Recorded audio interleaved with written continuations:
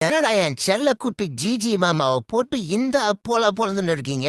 அப்படி என்னையா பெரிய தப்பு பண்ணிட்டாப்புல? ஏதோ என் தலைவனால முடிஞ்சது ஒரு 2 சீரியஸ் ஒயிட் வாஷ் ஆகியிருக்காப்புல, அதுக்காக போட்டு இப்படி பொழப்பீங்களா? ஹலோ ரவி சாஸ்திரி அங்கிள், என் தலைவனை போய் டொமஸ்டிக்ல கோச் பண்ணிட்டு வர சொல்றீங்களே, ஏன் நீங்களா ஹோம்ல டெஸ்ட் சீரியஸ் தோத்ததே இல்லையா? இல்ல என்னது இல்லையா? அப்ப பொழக்கலாம் ஜிஜி மாமாவை. ஏயா ஜிஜி மாம்ஸ், வெக்கமாவே இல்ல உனக்கு? டெஸ்ட் சீரியஸ் ஹோம்ல ஏயா தோத்துன்னு கேட்டா, ஏன் நான் சாம்பியன் ட்ரோஃபி வின் பண்ணல, ஏன் நான் ஏஷியா கப்ப வின் பண்ணல, ஏன் மாம்ஸ் அதோட எடுத்து போட்டா கேக்கையா நான் 3 கப்பு வேற அடிச்சிருக்கேன்னு அதையும் சேர்த்துக்க வேண்டியது தானே?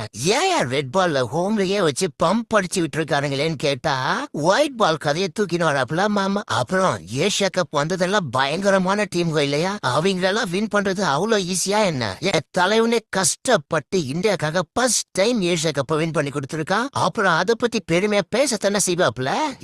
அந்த ஒப்புக்கு சப்பானி டீமுங்களோட நீ மட்டும் ஏசியா கப் அடிக்காம இருந்ததுன்னு வைய, கிரிக்கெட் ஆடுறதுக்கே தகுதி இல்லாம போயிருக்கோம் இந்தியா. பயங்கரமா இருந்த டீமை இவனுங்களே கழிச்சு போட்டு எடுத்தீங்களோ அப்பவே எனக்கு தெரியும் உங்களுக்கு செருப்படி கன்ஃபார்ம்னு. அப்புறம் ஐயா சாமி, எனக்கு ரெட் பால்ல கோச் பண்ண துப்பு இல்ல, தயவு செஞ்சு ஜிம்பாபேவோட ஒரு 5 மேட்ச போட்டு கொடுங்கன்னு கேளு. என் தலைவனை பார்த்து கத்துக்கோங்கடா. நான் தான் டீமோட கேப்டன், டீம் தூத்துதுக்கு முக்கியமான கல்பிரேட் நான் தான் அப்படின்னு டீமுக்காக மேல பழைய போட்டுக்கிட்டு உண்டா என் தலைவன்.